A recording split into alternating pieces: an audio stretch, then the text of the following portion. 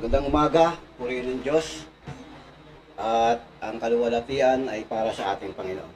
Salamat po sa mga nagbahagi ng mga salita ng Panginoon at sa mga nagsiawit. At naway sa umagang ito ay pagkaloob ng Panginoon yung kalakasan sa bawat isa. Pagtibayin nawa ng Panginoon yung ating pananampalataya taglay upang makapagpatuloy sa pagsunod sa ating Panginoon. Kasi ang pananampalataya kailangang makasunod hanggang sa pagkatapos. Ano man yung mga balakid na sumasagabal dyan, kasi sa ating aralin ay pinaiingatan kasi may mga pwedeng mangyari. Kaya ingatan ang pananampalataya na nasa iyo, ingatan mo sa iyong sarili, sa harap ng Diyos. Sa iyo, sa akin, sa isa't isa. Sabi rito sa ating pag-aaral. Kasi pwede kang matisod sa problema lang. Kaya pinaiingatan yan. Pwede kang manghina o mawasak ang pananampalataya sa pagkain lang. Kita nyo, sabi rito, di ba? Kasi yung pinag-aaralan dito yung sa pagkain eh. Sabi rito, mabuti ang huwag kumain ng lamang katiyo o minom ng alak, ni gumawa ng anuman na katitisuran sa iyong kapatid. Ang pananampalataya mo na nasa iyo, ingatan mo sa iyong sarili sa harap ng Diyos. Pinaiingatan sa harap ng Diyos. Sabing ganoon. Bakit sa Diyos? Kasi lahat ng bagay alam ng Panginoon. Siya ang nakakatarok ng ating puso, ng ating pag-iisip. Pwede kang magkunwari sa iyong kapatid. Maitatago mo sa kanya yan. Kaya ang sabi ng ating Apostol Pablo, sa harapan ng Diyos. Yun yung kanyang binabanggit. At ang sabi rito, isa dapat mapansin nyo, mapalad ang hindi humahatol sa kanyang sarili, sa bagay na kanyang sinasang-ayunan. Yung mga bagay na inaakala nating tama sa ating sarili, mapalad ka kung hindi ka hinahatulan ng iyong puso. Kung hindi ka inuusig ng iyong puso, mapalad ka sa iyong ginagawa na palagay mong tama. Mapalad ka ron. Pero kung hindi, sabi rito, at ito'y may umuusig sa iyo, ibig sabihin, nagsasalita yung boses sa kalooban ng iyong puso. Ano yun? Ano yun? Yung budhi. Ang budhi, nandito sa pagkatao, loob nating mga sumasampalataya. Yun yung boses, nagsasabi sa loob natin kung ating ginagawa, tama ba o mali. Kasi yung puso natin, no, dun sa budhing yun, magsasabi yun sa'yo na yung inaakala mong tama ay tama nga. Pwedeng ang inaakala mong tama, sasabihan ka nung nasa loob mo na magsasalita, yung budhing yun, mali ka pala. Yun yung ibig sabihin. Kaya pinapaingatan yung sinasabing pananampalataya sa harapan ng Diyos. Na mga kapatid, sa tinan nyo yung sinabi ni Apostol Pablo sa ikalawang Timoteo sa 4:7. Palasak ang salita. Pero tignan nyo maigi kung bakit binanggit ni Apostol Pablo. Sa 4:7, nakipagbaka ako ng mabuting pakikipagbaka. Sabi niya, natapos ko ang aking takbo. Paano niya natapos? Yung takbo ng kanyang pananampalataya. Iningatan ko ang aking pananampalataya. Kaya natapos niya. Itong sinabi ni Apostol Pablo, sa kanyang pakikipaglaban, sa kanyang pananampalataya, wala tong daya. Hindi siya naging busy sa kanyang sarili. Na kung kailan ko lang gusto, dun lang ako. Kaya nga sabi ko sa inyo, Yung budi doon sa puso, yun yung magsasabi. Kundi nakipagbaka siya ng mabuting pakikipagbaka, natapos ko ang aking takbo. Kasi yung kanyang pananampalataya, pinaglaban niya. Nagpagal siya, katulad ng isang magsasaka. Nakarapat dapat ng ng ani ng kanyang sinakahan. Kaya nasabi niya yon. Kasi iningatan niya yon, yung kanyang pakdakbo, ang kanyang pananampalataya. Kasi pwedeng mawala yan, mga kapatid. Pwedeng mawala ang taglay nating pananampalataya kung hindi natin ito iingatan. Sabi nga sa ikalawang Timoteo 2:5, ganito yung pagkakasabi. At kung ang sino man makipaglaban naman sa mga laro ay hindi pinuputungan, maliban na kung makipaglabang matuwid. Ganyan. Natapos niya yung kanyang takbo, iningatan ko. Bakit? Nakipaglaban siya ng matuwid. Ang sino man makipaglaban sa laro ay hindi pinuputungan, maliban na makipaglaban ng matuwid. Kapag lumabang ka ng daya, kahit panalo ka, disqualified ka doon. Meron nga, nag-champion sa track and field eh. Yung pala tinurukan ng daya. Di ba? Ayun yung masasabi. Siya yun natin sinasabi. Pwede yun sa kapatid mo. Kasi hindi niya alam yung puso mo eh. Pero sa harap ng Diyos, hindi mangyayari yun. Kaya nga sinabi niya sa kanyang salita, sino ka baga? Di ba? Ang sabing gano'n, kami nakasama mo na mangaral, kami nakapagpalayas ng mga demonyo, kami nakinig ng iyong mga salita. Ano ang sabi ng Panginoon? Hindi kita nakikilala, ikaw na gumagawa ng katampalasan. Bakit? Kasi alam ng Diyos kung ano ang ating ginawa. Yan po yung pwedeng makapagwasak sa pananampalataya. Kaya tinuturuan tayo ng Panginoon na lumaban ng matuwid. Tinawag ka ng Panginoon, sumunod ng matuwid sa harapan ng Diyos. Sabi nga sa aklat ng Roma, sa 8:33, ganito ang pagkakasabi, sino ang magsasakdal ng anuman laban sa mga hirang ng Diyos? Sagutin natin yon, mga kapatid. Yung nandito sa kalooban natin, sa pagkataong loob, sagutin natin yon. Puso ang sumagot. Puso, mandaraya ang labi eh. Puso, pag yan ang sumagot, yun yung lalabas sa ating bibig. Ang sabi rito, sino ang makapagsasakdal sa atin? Sabing ganon. Sino ang magsasakdal ng anuman laban sa mga hirang ng Diyos? Meron ba, mga kapatid? Sabi ni Apostol Pablo, may kamatayan man. Pero ang nagtatanong rito, ang tinatanong tayo.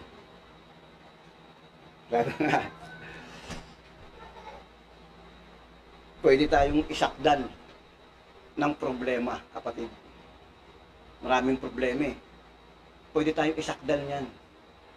Kung ang ating pananampalataya ay babagsak dahil lang sa problema. Darating ang panahon sa pagdating ng Panginoon, pwede kang sabihan ng problema na natalo kita. Isasakdal ka nun. At ang gagawa nun ang Diyos, kasi yun yung makakita nun eh.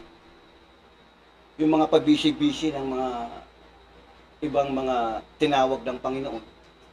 Tsaka na muna, busy ako. Darating ang panahon, ang Diyos naman magiging busy sa'yo. Ang sabi rito, sa ating pag-aaral, talungin natin po ang ating sarili. Kaya nga sabi ko lagi, ilalagay natin yung ating sarili doon sa mga salita na sinasabi. Tanungin natin, baka meron pang nakikita tayo sa ating sarili. Kausapin natin yung puso natin, yung ating buddhi nandyan. Ano sasabihin natin? Meron pa bang pwedeng isakdal pagdating ng Panginoon dito sa ating puso? Yun po yung pagkakasabi. Kaya nga, sabi rito, sa unang Timoteo, sa 1:19, ganito po yung pagkakasabi sa talatang ito. Sa 1:19, ingatan mo ang pananampalataya. Ingatan mo ang pananampalataya at ang mabuting budhi. Kaya yun yung pag-aaral natin eh. Ingatan mo ang pananampalataya at ang mabuting budhi. Anang ito'y itakwil ng iba sa kanila ay nangabagbag tungkol sa pananampalataya. Tama mo? Nung ito'y itakwil ng iba, nawasak yung pananampalataya. Kaya, kailangan nating ingatan yung pananampalataya at ang mabuting budhi. Yung nasa ating kalooban. Magandang umaga po pala sa mga kapatid natin online, sa mga nakikinig sa iba't ibang dako. Magandang umaga sa inyo. Naway patuloy kayong ingatan ng Panginoon at pagpalain kayo, mga kapatid. Maging ganun din sa ating mga kapatid sa labas. Ang gusto ko lang pong maipahayag, mga kapatid, yung hindi po tayo hahatulan ng ating sarili. Yung hindi po umuusig yung ating buddhi doon sa inaakala nating tama. Marami tayong ginagawa, mga kapatid. Tatanungin natin yung ating sarili kung yung tama talaga yung mga bagay na ito. Yung hindi, kasi may espiritu sa loob nun eh. Magsasalita sa iyo eh, kung tama nga yun o hindi. Bakit kung sinasabing malalaman mo yun? Kasi ang sabi rito sa aklat ng Roma, sa 12:2, kaya yung pagkakasabi, huwag kayong magsiyaon sa sanlibutan ito, kundi mag-iba kayo sa pamamagitan ng pagbabago ng inyong pag-iisip. Yun yung gagawin. Babaguhin mo ang iyong pag-iisip. Sabing ganon, upang mapatunayan ninyo kung alin ang mabuti at kaaya-aya at lubos na kalooban ng Diyos. Anong sabi? Upang mapatunayan ninyo kung alin ang mabuti. Pag nag-iba kayo ng pag-iisip, makikita po natin yun kung ano ang mabuti, kung ano ang kalooban ng Diyos. Kaya tayo tinuturuan. Kaya tayo nag-aaral. Kaya nga sabi sa aklat ng Hebreo, dito po sa 5, ating pong basahin. Dito po sa 5 ng Hebreo, ito po ang talata sa 14. Ngunit ang pagkaing matigas, ang ating bang pagkain ay matigas na, mga kapatid. Sa 36 ba yun? Mga 37 na? Palagay ka naman, matigas na yung pagkain. Ibig sabihin, yung ating kinakain na salita ng Diyos, matibay na yun.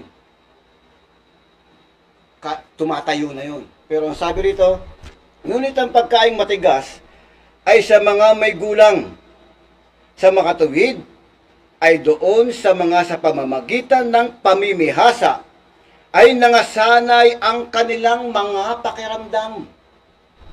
Sanay na yung pakiramdam mo. Kasi yung kinakain mo, matigas na. Ibig sabihin, salitang napapakinggan mo ng salitang aral ng Diyos, mataas na uri ng antas na. Hindi pagkain gulay. Hindi gugulayin. Ibig sabihin, yung salita ng Diyos na ating tinatanggap, mataas na ang uri ng antas. Ngayon, kung yung antas na yun ay mataas na, sabi rito, namimihasa, na nagsasanay ang kanilang mga pakiramdam. Kasi mataas na eh. Alam na yung pakiramdam na ito. Ano yung pakiramdam yun? Upang makilala ang mabuti at ang masama. Alam mo na yun. Mararamdaman mo na yun. Mararamdaman na natin yun. Bakit? Kasi yung antas ng mga salita na ating napapakinggan, mataas na. Kaya nararamdaman mo na kung ano ang pagkakilala ng mabuti at masama. Ganun po yung sinasabi ng ating pong pag-aaral. Kasi naturuan na tayo. Kaya alam na yun. Kaya pag alam mo na yung ganun, mataas na yung antas na yun, no, maiingatan mo ngayon yung ating pananampalataya.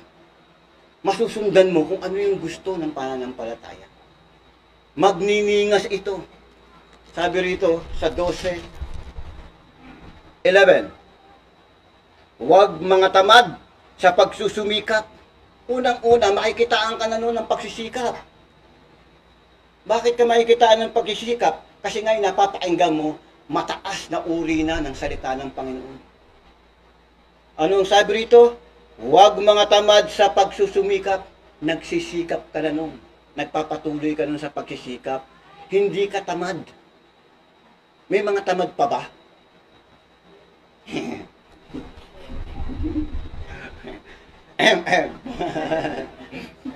Kaya, hindi. Tatanungin natin yung ating sarili dyan. Kasama ako dyan. Mga tamad sa pagsusumikap, maningas sa espiritu. Kita nyo?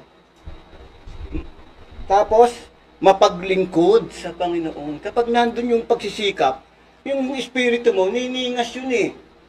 Mag-aapoy na mag-aapoy yun. Pansinin nyo yung naluluto, pang nagagatong ka. Oh, yung mga nagagatong dyan. Di ba? Kulangin mo ng gatong yun, kulangin mo ng gatong. Oh, mamamatay yung apoy. Kulang sa gatong eh. Ganun din kapag kulang na sa salita ng Panginoon.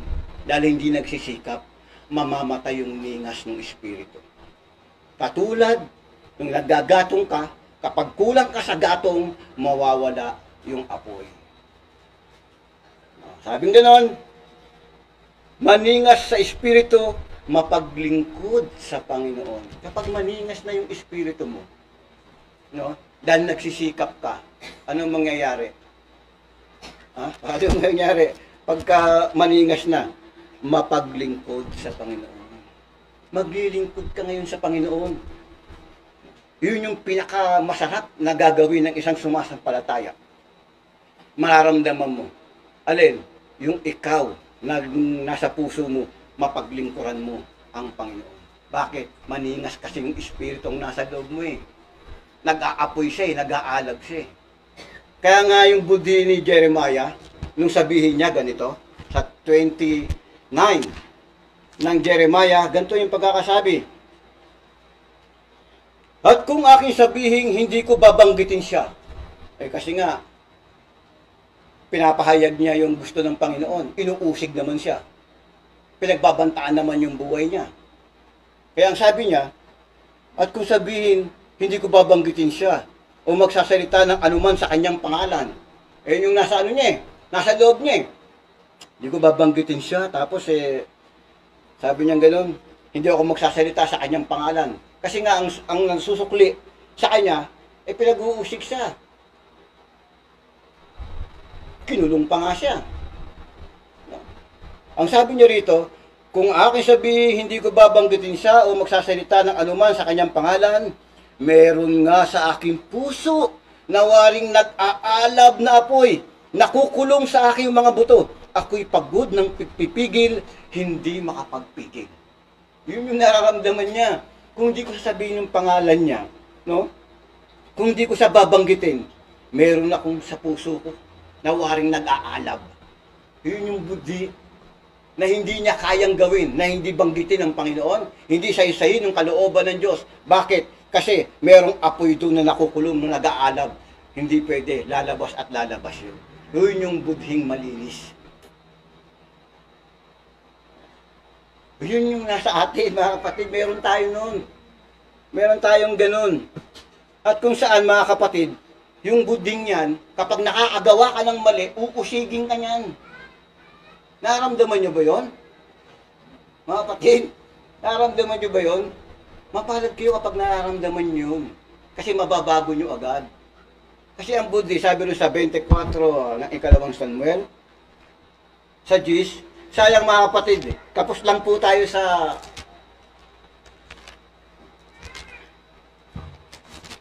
oras natin eh. Mayroon namang ibang magsasaysay pa sa ating isang kapatid. No? 24 Gis, at ang puso ni David ay sinaktan niya pagkatapos ng kanyang mabilang ang bayan. At sinabi ni David sa Panginoon, ako'y nagkasala ng malaki sa aking nagawa. Ngunit ngayon sinasamok sa iyo na iyong pawiin ang kasamaan ng iyong lingkod sapagkat ang aking ginawa ng buong kamangmangan. Nakita niya yan eh. Yung binilang niya yung bayan. Sabi niya, ano sabi niya ron? Sinaktan at ang puso ni David ay sinaktan niya pagkatapos na kanyang mabilang ang bayan at ang sabi rito, sapagkat aking ginawa ang buong kamangmangan. Nakita niya yung, ibig sabihin, inuusig sa budi niya doon sa ginawa niyang kamangmangan. Ang sabing ganun. Diba? Kaya nga, sinabi rito sa unang Korinto, sa 8:7, ganito yung pagkakasabi. Unang Korinto 8:7, ganito po yung pagkakasabi, gayon may wala sa lahat ng mga tao ang kaalamang iyan. Alin yun?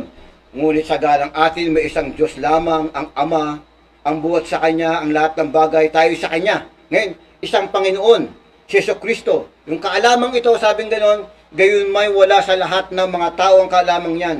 Kung hindi ang ilan na hanggang ngayon nangamimihasa sa Diyos-Diyosan, kumakain na parang isang bagay na hinain sa Diyos-Diyosan, at ang kanilang budi, palibas ay mahina, ay nangahawa. Ibig sabihin ng ganito, namimihasa sila sa ginagawa nilang ganun. Bakit? Kasi mahina yung kanilang budi. Hindi nakakaramdam na mali na yung kanilang ginagawa. O kaya nga tinuturuan. Pinapahayagan para maramdaman natin yung katulad ng ating binasa. Ng mataas na uri ng antas ng salita para maramdaman natin na hindi yung gumagawa tayo, pakaramdam natin baliwala. Yung ating ginagawa, pakaramdam natin tama ng ating ginagawa. Pero sa katotohanan, may pagkakamali doon sa ating ginagawa. Ngayon, sino makakaalam no, mga kapatid? Yung ating mismong sarili. At ang Diyos. Kaya nga, haharap ka sa Diyos. Kaya mga kapatid, purihin ang Panginoon. Nawa, laging buhay yung pagkatao natin sa loob. Kasi kung iyan ang malakas, sasabihin yan, kung meron tayong ginagawa na ukol sa sanlibutan ito, na para sa ating sarili, yun ang magsasabi sa'yo. Yun ang pipigil sa'yo. Yun yung magsasaad sa'yo para ikaw ay maging dapat sa Diyos. Tinawag tayo ng Panginoon para sumunod sa Panginoon. Ang hari sa atin ay ang ating Diyos na makapangyarihan sa lahat. Nung tayo sumunod sa Panginoon, nakahanda tayong gawin kung ano yung gusto na sinasabi ng ating Panginoon. Iniiwan natin yung ating sarili. Dahil ang sabi ng banal na kasulatan, ang ibig sumunod sa akin ay tumanggi sa kanyang sarili. Yun yung pangunahin kung gusto mong sumunod. Ngayon yung pagtanggi sa sarili, yung bagay na ikaw ay lalabag sa Diyos, yun yung sinasabi niya. Natatanggi mo sa iyong sarili. No? Hindi totally yung pati ba hanap buhay mo kakalimutan mo. Kailangan mo mabuhay dito Kailangan mo. Pero sabi ng Panginoon, ang humigit sa akin ay hindi karapat-dapat sa akin. Ganun yung paninindi, ganun sumasampalataya sa Panginoon. Kaya nga si Elias di ba? Hanggang naramdaman na lang ni Elias, gusto ko nang mamatay. Nakita niyo ba yun? Nabasa niyo yun? Sa 19:4 ng unang hari. Dumalangin sa Panginoon, gusto ko nang mamatay. Bakit? Kasi nakita niya yung kanyang bayan, matigas ang ulo. Sabi niya, wala po akong pagkakaiba sa aking mga magulang. Matuwid siya, pero inaako niya yung sarili niya, wala siyang pagkakaiba sa kanyang magulang. Na matigas ang ulo, gano'n, sabi, gusto ko na mamatay. Kaya ganun nararamdaman yung sumasampata mo si kapatid Noni. Diba? Yung nararamdaman ng kanyang puso. Kapag may nagkamali na isa, sino sasabihan? Alam niyo si Noni. Siya. Bakit? Bakit siya? Kasi ganun talaga. Ganun talaga. Kaya nga, pangalagaan ang kawan, sabi sa ating kapatid. Pangalagaan ang kawan. Higit, yung mga tumatayo, tayo na tumatayo, mga tinawag ng Panginoon, higit talaga. Kasi ang magpaparusa dyan, ang Diyos. Huwag niyong gagalawin ang pinahiran ng langis. Sabing ganun. Kaya huwag kayong manunumbat o magsasalita sa mga pinahiran ng langis. Pagkakasala niyo mga kapatid. Kasi ang kaparusahan ay sa Diyos. Mabigat ang parusa ng Diyos sa mga pinahiran ng langis na hindi sumunod sa Kanya. Kaya nga yung sabi kay Eliseo, kalbo, kalbo. Ganoon si Eliseo eh. Yung mga bata, pag ano niya sa Betel, nung dumadaan siya sa daan, 40 bata yun, 40, megit, 40. Ganun na bata. Bata yun ha. Sinabihan si Eliseo, kalbo, kalbo. Ano ginawa ngayon nung nangyari? Nilapa ng leon yung mga batang yun. Ganun katindi. No? Ganun katindi yun. Hindi ko sila sabi para takutin kayo. Pinasabi ko yung mga kapatid na maging ang bata, mga kapatid, hayaan yung sumampalataya sa Panginoon. Dahil sa kaligtasan, kahit bata yan, kung hindi susunod sa Panginoon, papapahamak din yan. Pinatunayan niya nung kay Noe, di ba? Kay Noe, alam ka namang walang bata ron, walang sanggol doon. Ilan ba nabuhay doon? 8? Oh. 8 kaluluwa, alam ka namang walang bata ron. Ubus lahat yun. Sodom at Gomora, isang bayan. Wala bang bata ron? Maraming bata ron, pero ilan lang yung nabuhay doon. Kaya papasilin yung mga kapatid, napaka-konti yung nabubuhay. Ang daming tao nun eh. 8 lang yung nabuhay eh. Sa isang bayan eh, 2 lang yata, 3 nabuhay. O, kaya huwag mo sabihin na maliit ang kapisanan. Dahil ang kapisanan ito, maliit, pero ito yung mabubuhay. Purihin Diyos, magandang gabi sa mga isa.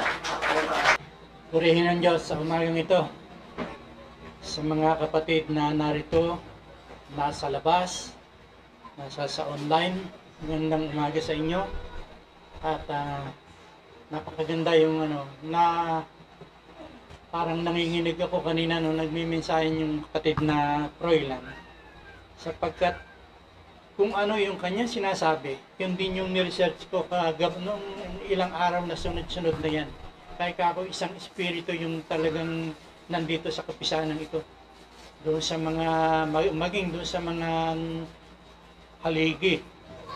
Sa may mga tungkulin, halos isang espiritu talaga yung nakita natin dito. At sa umagang ito, magdadagdag tayo ng kaunti doon sa mga sinabi ng ating kapatid na Froilan, na itong ating aralin sa umagang ito. Pakibasa mo nga kapatid na Mike. Roma. Sabi ko sa ating aralin sa Roma 14:22, ang pananampalataya mo na nasa iyo ay iyanan mo sa iyong sarili sa harap ng Diyos. Mapalad ang hindi umahatol sa kanyang sarili sa bagay na kanyang sinasabi. Okay. Salamat kapatid. Itong aklat ng Roma ito, chapter 12, ito ay spiritual talaga ang inaano dito. Kasi sa umpisa pa lang, makikita na natin dito doon sa 14:1 hanggang 3, kung mababasa natin yun, makikita natin dyan Sabi ko ito sa Roma po. Oo, yun. Chapter 14:1. Datapwa ang maging nasa pananampalataya ay tanggapin ninyo, hindi upang pagtalunan ng kanyang pagkaalinlangan.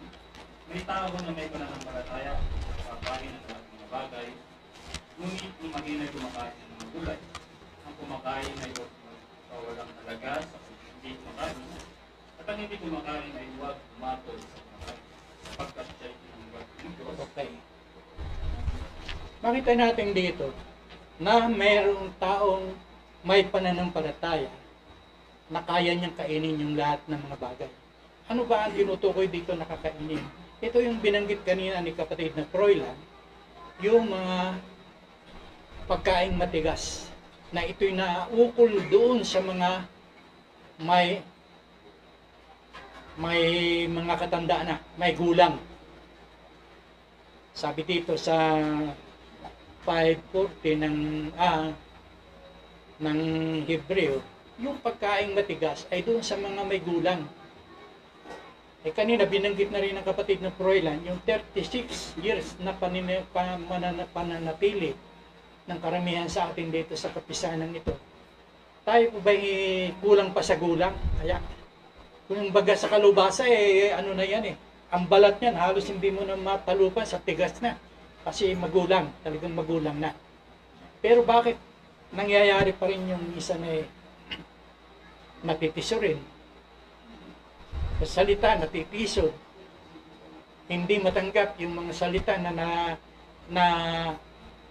ano, yung mga salitang naririnig natin, maging sa akin sarili, talagang Panginoon ang nag-aano niyan Panginoon ang nag-aano sa atin yan.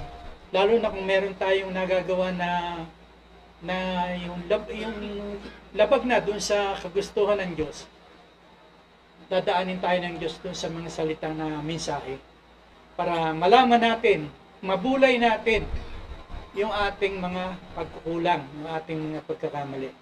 Ngayon dito sa parting ito, sabi nga rito, dito sa binasa natin kanina sa Roma, na mayroong may pananampalataya na makakain yung lahat ng mga bagay. Yung lahat ng bagay kaya niya tanggapin.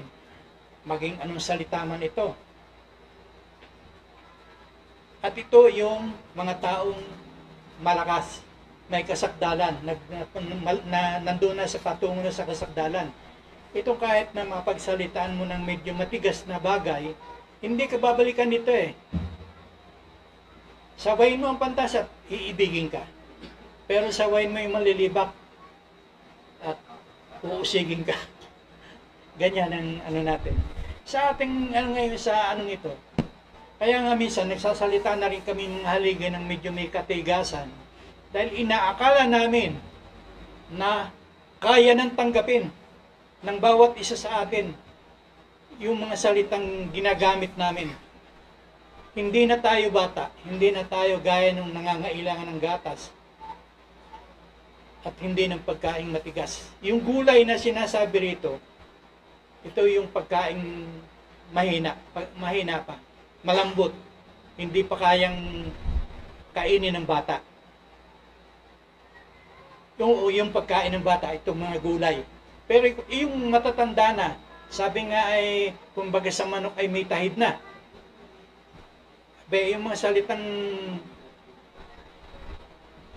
matitigas, pwede na nating pakainin yan, unti-unti. Ngayon, kung maramdaman natin na nag-react pa, ay yun, kulang pa yung kanilang katatagan, katibayan dun sa ano na yan. Kasi, uusigin ka ng iyong bude pagka yung narinig mo yung mga mensahe. Halimbawa, sa akin, noon, pinagsabihan ako na mag-ingat ako sa aking pagsasalita. Kung talagang meron ako nasasabing mga bagay na hindi dapat, nararamdaman ko yun sa konsensya ko. Sa puso ko, nararamdaman ko yan. Ngayon, pag hindi ko nararamdaman yun, kaya kung minsan nakakapagsalita tayo, na kami ang mananagot niyo sa Diyos kung mali ang aming iaaral sa inyo. Kami, mga haligi, mga may atang, kami ang mananagot niya sa Diyos.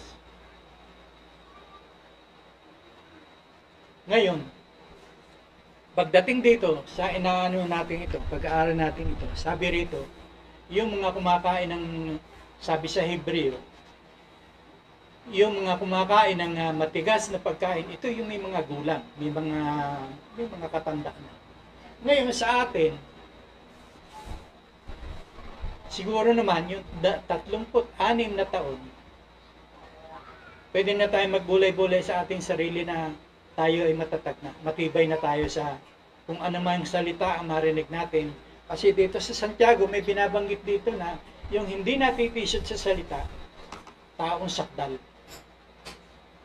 Patungo na tayo doon sa kasakdalan Dahil 36 na taon na nandito tayo. Miyerkules, nakikinig tayo ng salita. Linggo, nakikinig tayo ng salita. Pero isang nakita ko lang sa kapisanan, ang mahirap sawayin, yung mga maedad na mayroon pang mga tungkulin. Gagawa ng salita yan na para ipagtanggol yung kanilang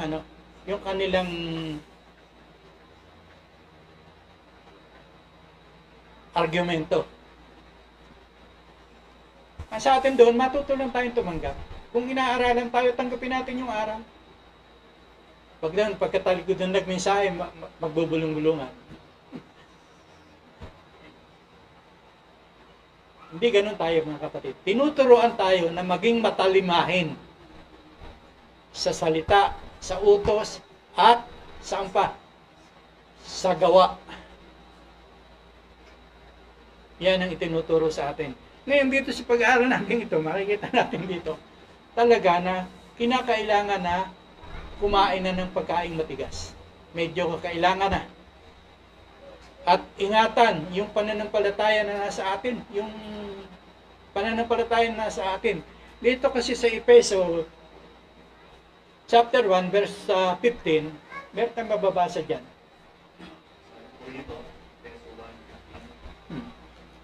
Dahil dito, ako rin naman pagkarinig ng pananampalataya sa Panginoon Jesus na nasa inyo at ang pag-ibig na inyong pinakita sa lahat ng mga banal, ay hindi ako tumigil sa pagpapasalamat dahil sa inyo na aking binabanggit kayo sa aking mga panalangin upang ipagkaloob sa inyo ng Diyos ng ating Panginoon Kristo, ng Ama ng kaluwalhatian, ang Espiritu ng karunungan at ng pahayag sa pagkakilala sa Kanya. Okay. Makita natin diyan na meron yung Espiritu, yung pananampalataya na nasa sa atin, ito yung pananampalataya natin doon sa ating Panginoon Kristo. Ito. Nasa atin ito. Binanggit kanina ni kapatid na Froilan sa 4:5 ng Efeso pa rin, na ito ay taglay ng ating kapisanan, ng ating samahan. Okay, basa. Bakit? Sabi po rito sa Efeso chapter 4 verse 5, isang Panginoon, isang pananampalataya, isang bautismo, isang Diyos at Ama ng lahat na siyang sumasababaw sa lahat at suma sa lahat at nasa lahat.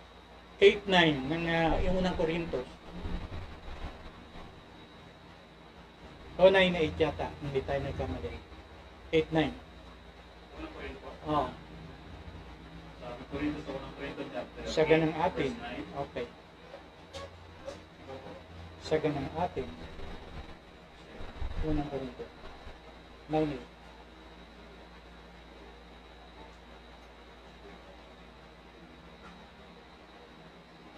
Sa ganang atin, mayroong isang Diyos lamang.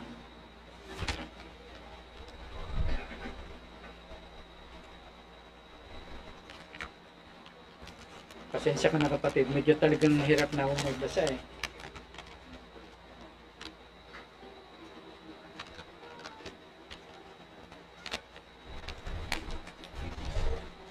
Sa verse 6 po, ngunit sa ganang atin ay may isang Diyos lamang, ang Ama, na buhat sa Kanya ang lahat ng mga bagay, at tayo sa Kanya at isa lamang Panginoon, si Jesucristo na sa pamamagitan niya ang lahat ng mga bagay, at tayo sa pamamagitan niya. Okay. Na makita natin diyan sa dalawang talatang yan, makita natin diyan na itong sa atin yung isang pananampalataya, isang Panginoon, isang bautismo, tinanggap ng bawat isa sa atin yan. Na nandito ngayon na tinanggap na natin yan, nasa atin na yan eh. Ang kulang na lang diyan kung pinamumuhay ba natin yan. Sabi yung mga nabautismo kay Kristo, ibinihis na si Kristo. Na ibibihis ba natin si Kristo sa mga panahong ito? Kailangan na natin na maibihis natin yung ating Panginoong Kristo. Sa panong paraan? Yung kanyang mga salita, siya nating susundan, siya nating kasi nagbigay siya ng mga halimbawa sa atin eh. Siya nagbigay ng mga halimbawa sa atin na dapat nating lakaran. Kaya napakalaga yung pananampalataya natin, maingatan natin yan kung nasa sa atin yan. Maging yung pananampalataya natin, makaya nating kainin yung lahat ng mga bagay, hindi gulay lamang.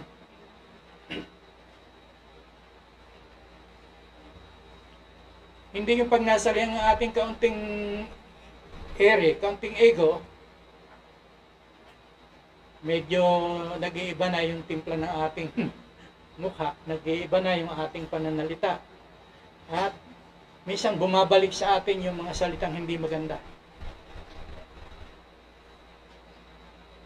Kasi hindi naman natin pwedeng hindi sabihin yan yung mga bagay na yan sapagkat yung utos sa atin. Kaya nga tayo itinalagang mga haligi para sa pagsaway, sa pagtuturo din, ganun din. Na ang atin naman sinasaysay ay ayon sa banal na kasulatan, hindi yung sa ating sarili lamang. Madalas natin sabihin ito sa unang Timoteo, ikalawang Timoteo, 3:15 hanggang 17 yan. Nandyan.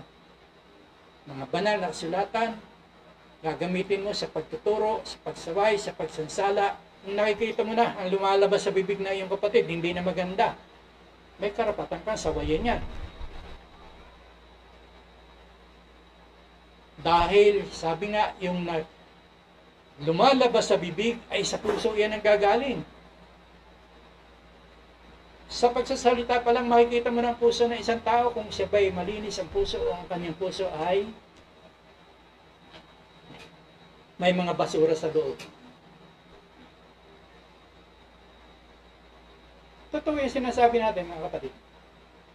Dahil kung anong lumalabas sa bibig, yun sa puso, yun ang gagaling.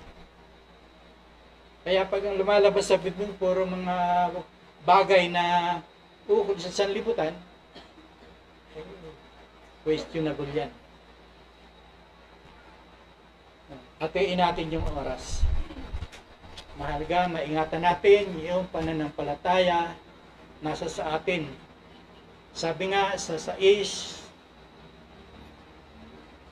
ng unang Timoteo, makipagbaka ka ng mabuting pakikipagbaka ng pananampalataya. Pakibasa nga kapatid, tuloy nga. Ito sa unang Timoteo chapter 6 verse 12. 12. Makipagbaka ka ng mabuting pakikipagbaka ng pananampalataya, manaman ka sa buhay na walang hanggan, na dito'y tinawag ka, at itinahayag mo ang mabuting pagpapahayag sa harapan ng maraming asas. Saksi. Yan. Ang ating bang pakikipagbaka mabuti kaya sa atin. Yung araw ng Miyerkules, araw ng Linggo, bago tayo dumating dito, maraming pakikipagbakang nararanasan, maging sa daan, sa biyahe, nandyan yung ikaw yung nagmamaneho ka lang, masisikmat ka ng ibang mga bahagi yan. At diyan tayo dinadalisay sa ngayon, sa ganyang mga bagay. Kasi, hindi masusubok ang isang mananampalataya kung gano'n siya katatag, kung hindi siya masusubok. Kaya sinusubok. Ngayon, doon sa isang bagay na sa ikalawang aralin natin, ito hindi natalakay ng ating kapatid na Royland dahil kahit dadalawang talata yung ating aralin, talagang ito malaman, maraming bagay na napapaloob dito. Sabi nga dito sa Santiago, verse 5, verse 17, sabi dito, kapitolito. Si Elias ay isang taong may pagkataong gaya rin ng atin, at siya ay nanalangin ng buong ningas upang umulan, at hindi umulan sa lupa sa loob ng 10 taon at 6 na buwan. Okay. Makita natin, ano ba ang makikita natin dyan? Ano si Elias? Tao rin, katulad natin. Anong nasa itaas niyan? Talatang 16, anong nandoon? Magpahayagan nga kayo sa isa't isa ng inyong mga kasalanan, at ipanalangin ng isa't isa at iba upang kayo magsigaling. Malaki ang nagagawa ng ningas ng panalangin ng taong matuwid. Makita natin yan. Malaki pala ang nagagawa ng maningas na panalangin ng taong matuwid. Dito, ipinakita na si Elias talagang matuwid. Sapagkat yung kanyang sinalita, talagang dininig ng Panginoon. Nanalangin siya, huwag umulan sa loob ng 3 taon at kalahati. Hindi nga umulan. At pagkatapos noon, nanalangin uli siya at nagdilim ang langit at nagbigay ng ulan. So makita natin yan. si Elias kabilang sa taong matuwid at ginagawa. Kasi doon sabi doon sa 9:31 ng Juan, Sabi po rito sa John chapter 9, verse 31. Nalalaman namin hindi pinakikinggan ng Diyos ang mga makasalanan.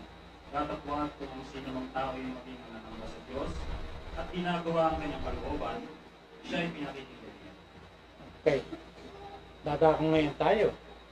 Yung pala ang sikreto para pakinggan ang panalangin natin, kinakailangan nagawin natin yung kalooban ng Diyos at maging mananamba tayo sa Diyos.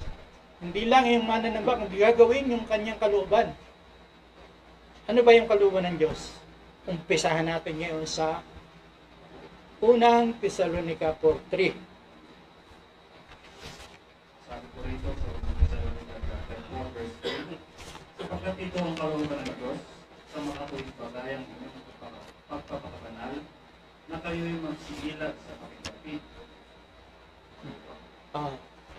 Tama yun. Yun, yung isa sa kalooban ng Diyos, yung ating pagpapakabanal. Sabi nga sa ibang salita, kung wala yung pagpapakabanal, sino man ay hindi makakakita sa Panginoon. Hindi makakakita sa Panginoon. Kung wala tayong kabanalan. Kasi hindi pwedeng magsama yung banal at saka yung hindi banal eh.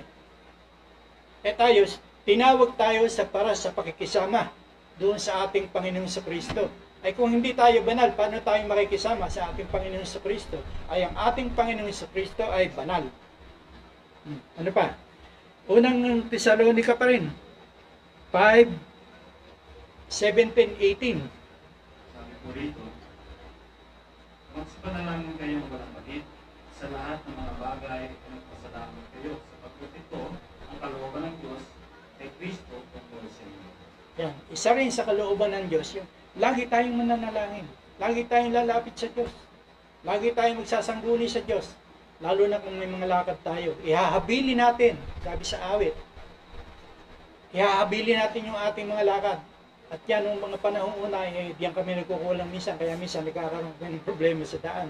Pero simula, noong nabubulay na namin yung salita ng Panginoon, bago kami umalis, sa gabi pa lang, mayroon na kami panalangin, gaya kanina, noong kagabi, humingi kami sa Diyos ng pagkalooban ng maayos-ayos na panahon na makasamba kami. Ano na, Diyos binibigay naman, dinidinig naman. Ano pa? Meron pa tayo doon sa unang Pedro 2:15 naman.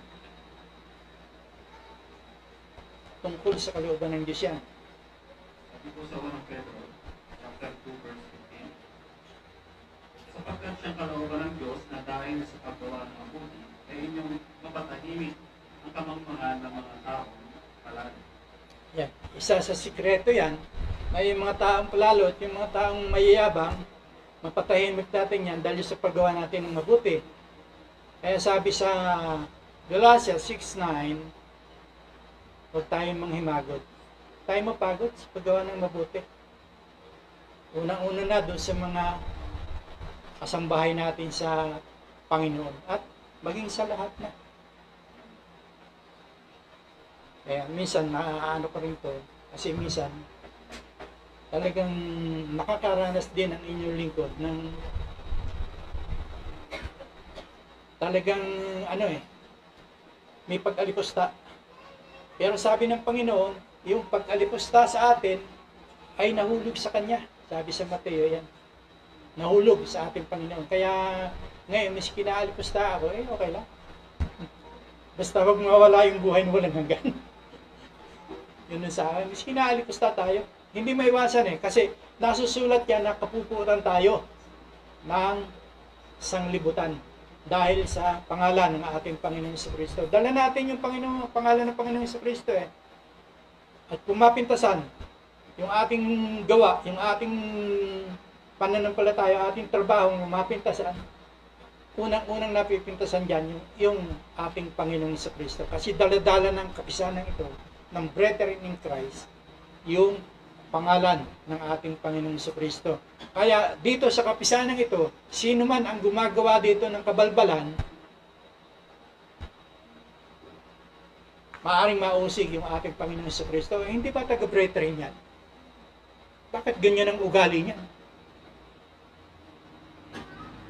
Bakit ganyan ang trabaho niya? Sagana tayo sa aral, sagana tayo sa mensahe, pero yung kulang, kailangan makita sa atin yung mga mensahe. Tsaka yung katigasan ng ulo, yan ang dapat mawala dito sa kapisanan. Meron pa rin nga yung matitigas ang ulo. Bato-bato sa langit, ha?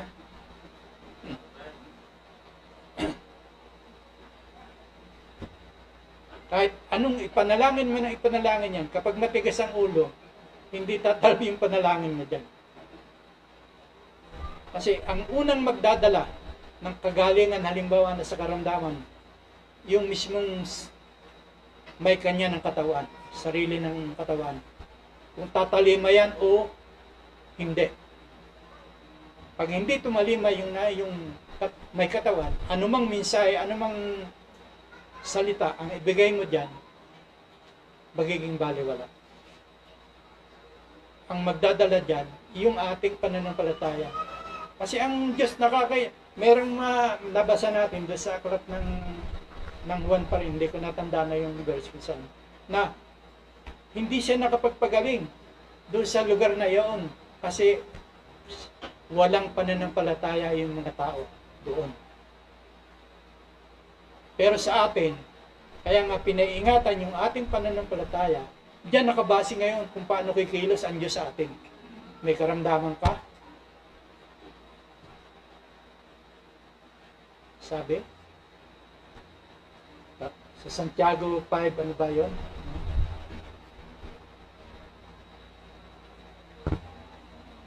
Ipanalangin siya. Santiago 5 yan eh. 5:14. May sakit baga ang sinumasin. Ipatawag niya ang nakatanda sa iglesia. At ipanalangin nila siya na pagitan nila ng ganis sa pangalan ng Panginoon. Yan. Ipatawag. Kaya sa bagay, ginagawa dito sa atin yan. Kaya nga lang ang sabi ko, pinakailangan yung may katawan, susunod. Kung ano yung sinasabi ng Espiritu, kailangan susunod. Nalangin mo ng kapisanan, yung may katawan, hindi naman baliwala naman sa kanya yung panalangin, wala rin bisa. Hindi rin makakakilos ang Panginoon. Pero kung sinusunod, noong ipinanalangin, yung kalooban ng Diyos, at siya mismo rin ay mananalangin, sabi rito sa pinag-aralan natin, ang Diyos ay hindi nakikinig doon sa panalangin ng masama. Pero kung siya maging mananamba sa Diyos, at sinusunod, at ginagawa yung kanyang kalooban, siya pakikinggan ng Diyos. Yan, subok na namin ng pamilya ko yan. Hindi naman sa pagbubuhat ng sariling bangko. Mga naikwento ko na sa inyo ng araw pa. Tisod-tisod ng pamilya ko. Pero, pinanindingan ko yun na kung uunahin natin yung kaharian ng Diyos, yung lahat ng mga bagay daragdag sa atin niya, hindi tayo titiisan ng Diyos. Isang linggo na lang, mag-i-enrollment na, wala pang notebook, wala pang ballpen, wala pang anuman. Bakit? Bago dumating yung enrollment, kompleto ang binigay ng Panginoon. Gumamit siya ng tao para suportahan yung pangangailangan namin. At tinatanglaw ko namang napakalaking utang na loob dun sa tao na nagkaloob sa amin yan. At hindi lang yun, binigyan ako ng hanap buhay sa kanya. Naging tagahakot ako ng mga kapinoon, matandang yun, para sa pangangailangan ng aking mga eskwela. Ganun kabuti ang Panginoon sa atin. Kung uunahin natin yung kanyang kaharian, yung kanyang katwiran, at susundin natin kung ano yung kanyang kalooban, idadagdag lahat sa atin yung pangailangan natin. Hindi tayo magkukulang. Purihin ang Diyos at magandang umaga sa inyo lahat mga kapatid. Balik natin sa ating music.